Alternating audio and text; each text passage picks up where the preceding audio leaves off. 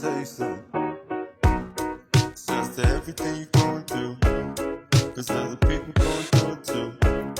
And that ain't no excuse, cause you're the only one that's living your life.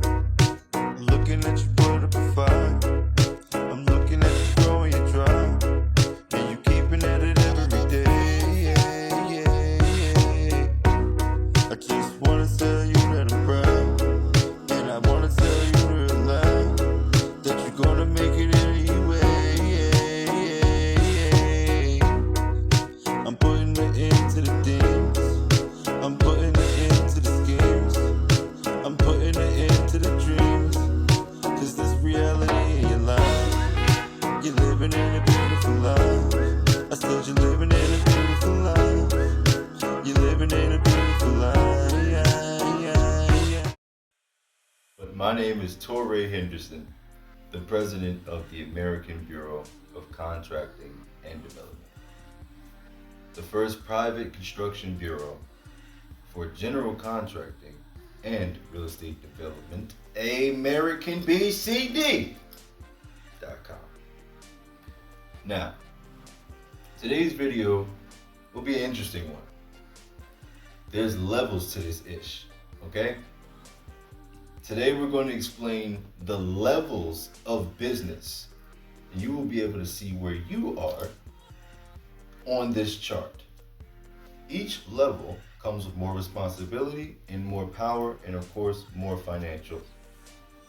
That's how it goes. There's levels to everything. Hierarchy is a thing in life. It was not created by humans. Hierarchy is nature. Okay, there will always be more powerful entities with more resources. Now, let's get started. Level 1, the hustler and worker. Hustlers, we all know what that means. We're going to leave that alone because we don't indulge in that. Now, the worker side. The worker side is the average employee, whether it is from McDonald's to the bank. The average employee is the first step of business, the implementer, okay, the worker. Next, after the worker learns his skills, learns the business, he goes to business for himself. That is the business, step 2. The businessman or businesswoman is running their business as an independent, self-employed person. So, they are doing the business themselves, they are managing the business themselves, they are handling the business themselves. Next, step 3, company. That business was giving a body. So that business existed. We Love Hair LLC, and now that business has a body, and that is called a company, level 3. That body is the team of your business, the manager, the workers, the salespeople, the accountants, the HR. That's that company. That is level 3. Level 4 is a corporation. A corporation is a company that has a larger territory than your local office. So this corporation may be in Wyoming, but the business is done in Delaware, and maybe also Florida. You have to have a level of organization and people to support that type of conglomerate. That is a corporation, which is level 4. Level 5 is a bureau. Now, we are the American Bureau of Contracting and Development, so we know a lot about this. Level 5 is a bureau. A bureau is a conglomerate of corporations, companies, businesses, and workers. Simple as that. It is a conglomerate of companies, corporations, and workers. Now, the next and final step would be, number 6. Number 6 is a governing body. A governing body. The United States government, as you probably know by now, people have made enough videos, the United States, the U.S.A, is a corporation. Much like yours, much like ours.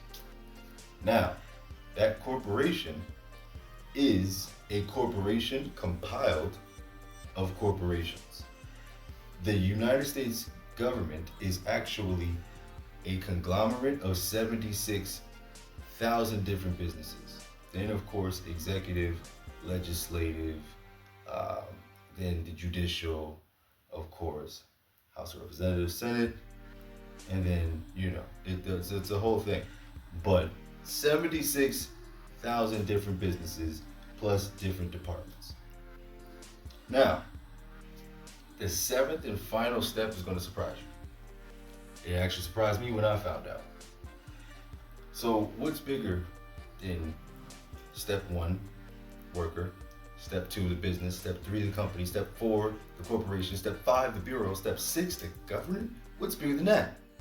Step 7 is the family. And if you think I'm joking, look it up. The richest entities in the world are not workers, they're not businesses, companies, corporations, bureaus, or governments. Who gives the government money? Well, that would be the richest entities, the most wealthy entities, the most powerful entities. Families. Families that get together and think long term are substantially more powerful than governments. That's it. That's 100% it. So, one last time, what are the levels of business so you can know where you are and how to get to where you need to go? First, you have the worker, that's the implementer. Second, you have the businessman or businesswoman. They are doing business for themselves, by themselves. Third, you have the company, which is where that business has a body. Fourth, you have the corporation, which is a multinational or multi-location conglomerate. 5, you have a bureau, which is a conglomerate of corporations, businesses, companies, and workers. 6, you have the government, the governing body, executive, legislative, and judicial. And 7, the most powerful of all, is the family, 100%. Whether you want to name the most famous for the, Mansa Musa's family. I'm an indigenous man, so I'm going to name indigenous people first. Let's say Samori Toure's family, right? The Moorish families, right? Or you go down to the Rockefellers, right? The Vanderbilts, right? The J.P. Morgans. These families are wealthier than several governments combined. But if you look at their stories, they usually start off in the slums. And I mean, no disrespect, that's Moxie. They have taken over all wealth and power through organization and brotherhood and sisterhood. Brotherhood and sisterhood are that powerful. So, I hope you understand where you are on that chart so you can get to where you need to go. And if not, at least you understand the levels of business. My name is Toure Henderson, president of the American Bureau of Contracting and Development, America's first private bureau for construction, general contracting, and real estate development. American BCD. Thank you and have a blessed and abundant day.